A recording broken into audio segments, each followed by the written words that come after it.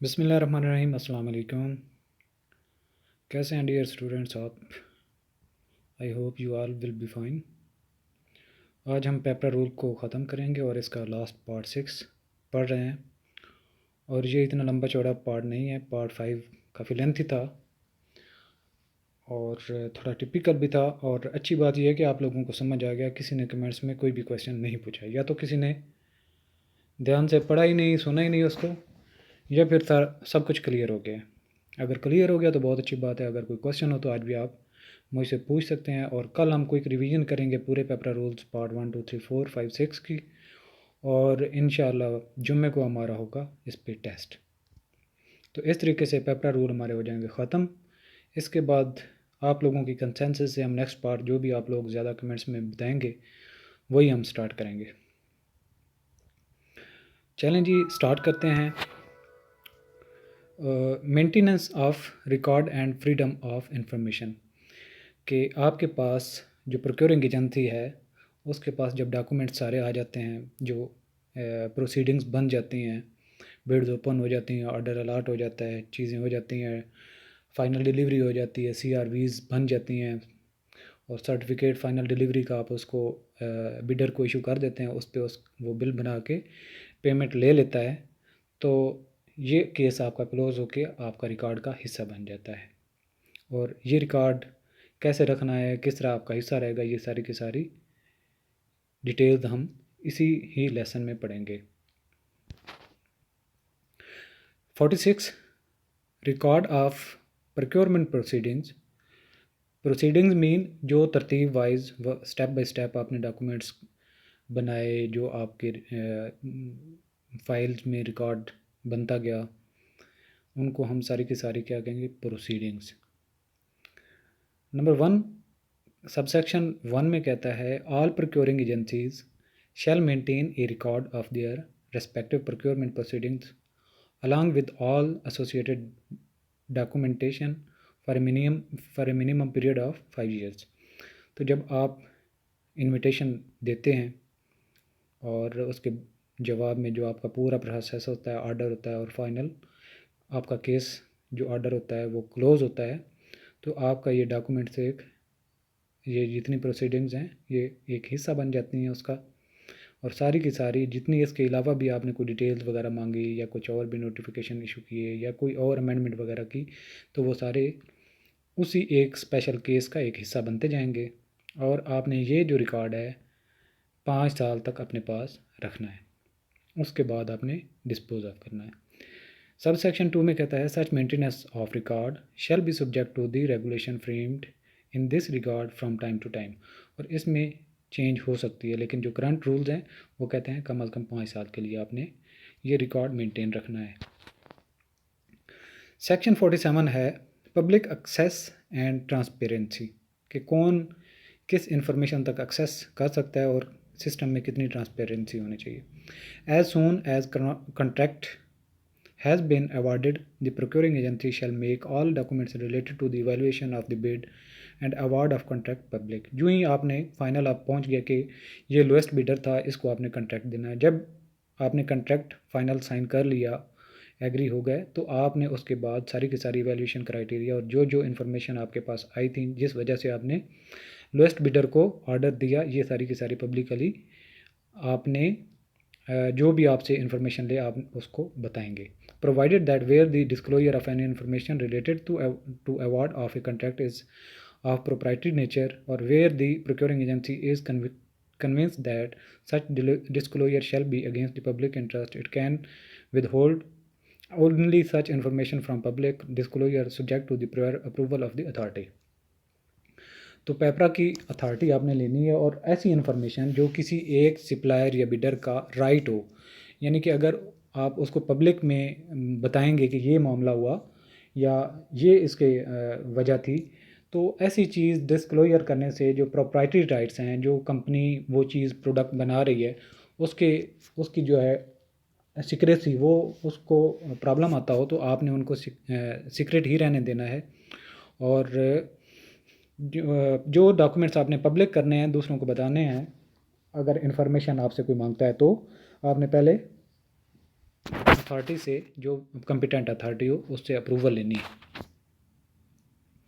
Redressal of grievances and settlement of disputes. Let's suppose आपने public में बताया कि ये वजह थी, आपने लोएस्ट बिडर फलां था और इसको ऑर्डर दिया है और फलां जो था उसको आपने नहीं दिया, तो हो सकता है कि किसी को इस प्रोसेस पे ऑब्जेक्शन हो, किसी को ग्रीवेंसेस हों कि नहीं आपने ये सिस्टम शफाफ नहीं किया या मेरे साथ ज़्यादती की, कोई भी किसी का पॉइंट आ सकता है। तो इस तरीके से ऐसा आपने सिस्टम बनाना है कि अगर किसी के कोई ग्रीवेंसेस हों, किसी का कोई शिकवा हो, तो आपने कैसे उसको दूर करना है, उसके लिए भी एक प्रोसीजर पेपरा ने दिया है। Section 48 redressal of grievances by the procuring agency. अगर प्रोक्योरिंग एजेंसी को कोई ग्रीवेंसेस होते हैं तो किस तरीके से उनको रिड्रेस करना है। The procuring agency shall constitute a committee comprising of odd numbers of person. अब ये आपने यहाँ पे क्वेश्चन बनता है कि किस एजेंसी ने कमेटी बनानी है। प्रोक्योरिंग एजेंसी जो चीज़ ख़रीद रही है उसने ही एक कमेटी बनानी है और उसने जो मेंबर्स रखने हैं उनकी तादाद ऑड होनी चाहिए। ये भी क्वेश्चन मैनी टाइम्स आया है कि उसकी कितनी तादाद होनी चाहिए, 4, 6, 8, इवन, ऑड, किस तरीके से। तो आपने ये याद रखना कि ऑड नंबर में हो। ये याद रखने के लिए आपको एक सिंपल बताऊं कि लेट्स सपोज आपके पास 4 मेंबर की आप कमेटी बना देते हैं, तो 2 डिसीजन एक करते हैं, 2 डिसीजन एक करते हैं, तो डिसीजन नहीं हो सकता। तो अब 5 अगर करें, 2 एक डिसीजन करेंगे, 3 एक डिसीजन करेंगे, तो फिर भी फैसला हो जाएगा। Majority is final decision power making authority. तो जो मेजॉरिटी इज़ राइट, तो जो मेजॉरिटी डिसीजन होगा वही एक्सेप्टेबल होगा। तो 6 होते हैं तो फिर 3-3 हो गया, तो फिर भी मामला अटक गया। उसके लिए फिर 7 होते हैं तो 4 एक साइड पे हो जाएंगे, 3 एक साइड पे हो जाएंगे। तो इस तरीके से ऑड नंबर रखना ज़रूरी है ताकि जो है फैसला वही कमेटी कर सके, इससे मामला आगे ना बढ़े। Organisation to address the complaints of bidder that may occur prior to the entry into force of the procurement contract. यानी कि अगर कोई बिडर जो है वो अपनी कोई कंडीशन वगैरह चेंज करता है और कॉन्ट्रैक्ट भी आपने साइन कर दिया हुआ है, तो वो विदड्रा करना चाहता है, तो आप उसको नहीं जाने दो, आप बाई फोर्स तो उसको कहेंगे कि आपने ये ऑर्डर कंप्लीट करना है। तो इस तरह की सिचुएशन हो तो उसको जो ग्रीवेंसेस हैं वो दूर करने के लिए कमेटी बनेगी, तो वो जो उनके ग्रीवेंसेस दूर करेगी। सब सेक्शन 2 है, any bidder feeling aggrieved by any act of the procuring agency after the submission of his bid may lodge written complaint concerning his grievances not later than 15 days after the announcement of the bid evaluation report under rule 35। Rule 35 में evaluation होती है और उसकी announcement होती है। अगर announcement में किसी कोई बिडर ये फील करता है कि मेरे साथ ज़्यादती हो गई, तो वो विद इन 15 डेज जब रिपोर्ट बनेगी, कंपैरेटिव रिपोर्ट बनती है, उसकी अनाउंसमेंट होती है कि ये किसी ने टेक्निकल ऑफर दी थी, उसके बाद फाइनेंशियल ये थी और ये विन किया है किसी बंदे ने या फलाने बिडर ने। तो अगर इसमें कोई और समझ रहा था कि अगर मेरे साथ इंसाफ होता, शफाफ सिस्टम होता, तो मुझे ऑर्डर मिल जाता, तो उसको जो भी रिजर्वेशन हो, जो एग्रीवेंसेस वो फील करे, वो उस जो है कमेटी को 15 दिन के अंदर अंदर बताएगा और रिटन में होना चाहिए, वर्बल नहीं होना चाहिए। ये भी आपने याद रखना है कि जो कंप्लेन होगी वो रिटन में देंगे। सेक्शन 48 है redressal of grievances by the procuring agency, वही है। और सब सेक्शन 3 में चल रहा है, the committee shell investigate and decide upon the complaint with in 15 days of the receipt of the complaint. यानी कि जब एक रिपोर्ट जो होती है, इवैल्यूएशन रिपोर्ट पब्लिक होती है, उसके 15 दिन के अंदर अंदर बिडर ने अपनी कंप्लेंट लॉन्च करनी होती है।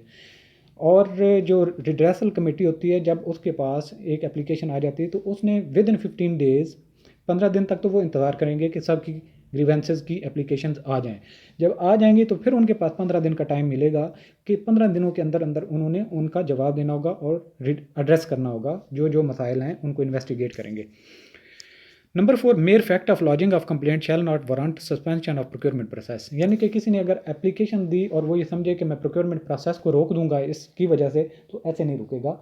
यानी कि अगर उसकी अथेंटिक नहीं है एप्लीकेशन में कोई रीज़न जिसकी वजह से उसने एप्लीकेशन लिखी है, जो उसके ग्रीवेंसेस हैं, अगर वो मटेरियल नहीं है, यानी कि वो उसने बोंगी मार दी अपने पास से ही, कोई उसने फील किया और एप्लीकेशन लिख दी, अगर कोई वो अथेंटिक नहीं है, उसके रीज़न कोई अथेंटिक नहीं है, तो वो प्रोसेस रुकेगा नहीं। नंबर 5 में कहता है Any bidder not satisfied with the decision of the committee of the procuring agency may lodge an appeal in the relevant court of jurisdiction. इस सबसेक्शन से भी एक दो दफ़ा क्वेश्चन आया था कि अगर रिड्रेसल कमेटी के डिसीजन से बिडर सेटिस्फाई नहीं होता तो फिर क्या करेगा, आया कि वो सुप्रीम कोर्ट की तरफ जाएगा, वो पेपरा की तरफ जाएगा, प्रोक्योरिंग एजेंसी की तरफ जाएगा, किधर जाएगा? तो वो रेलिवेंट कोर्ट ऑफ जुरिस्डिक्शन यानी कि जिस एरिया में वो प्रोक्योरिंग एजेंसी ऑपरेट होती है उसी एरिया में जो कोर्ट होगी, अदालत होगी, उसको वो रिव्यू करेगा कि मेरे साथ ये नाइंसाफ़ी हुई है और मैंने रिड्रेसल कमेटी जो थी उसको भी लॉन्च की थी अपनी एप्लीकेशन, लेकिन उन्होंने मुझे इंसाफ नहीं दिया, तो वो अपना मुद्दा जो है वो लेके कोर्ट तक भी जा सकता है। सबसे पहले वो रिड्रेसल कमेटी को अप्रोच करेगा, अगर वो इंसाफ नहीं देती तो वो रेलिवेंट कोर्ट ऑफ जुरिस्डिक्शन की तरफ जाएगा।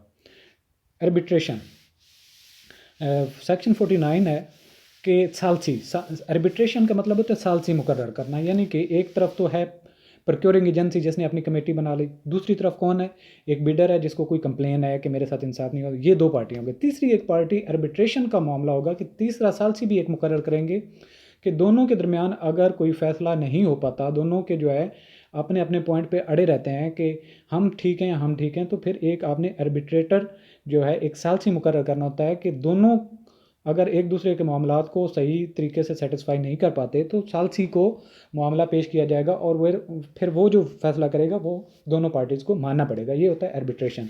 Number 1, after coming into force of the procurement contract disputes between the parties to the contract shall be settled by arbitration. ठीक है, आर्बिट्रेशन के जरिए वो फैसला होगा।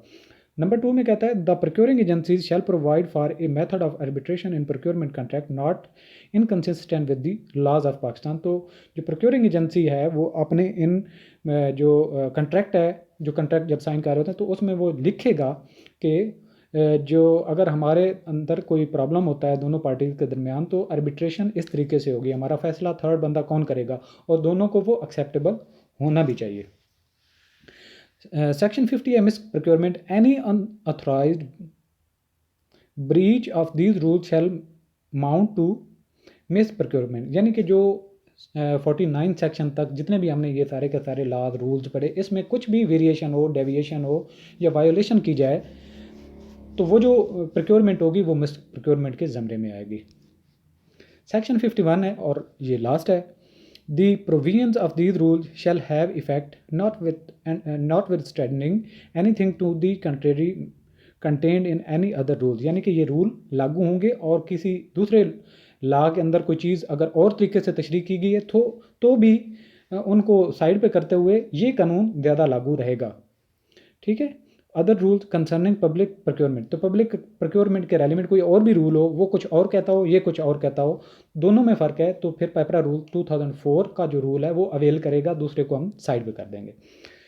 आगे बढ़ते हैं। Provided that the prevailing rules and procedure will remain applicable only for the procurement of goods services and works for which notice for invitation of bids had been issued prior to the commencement of these rules unless the procuring agency deem it appropriate to reissue the notice for the said procurement after commencement of these rules। Let's suppose ये बात उस वक्त की जा रहा है जब पेपरा rule 2004 apply हुए थे।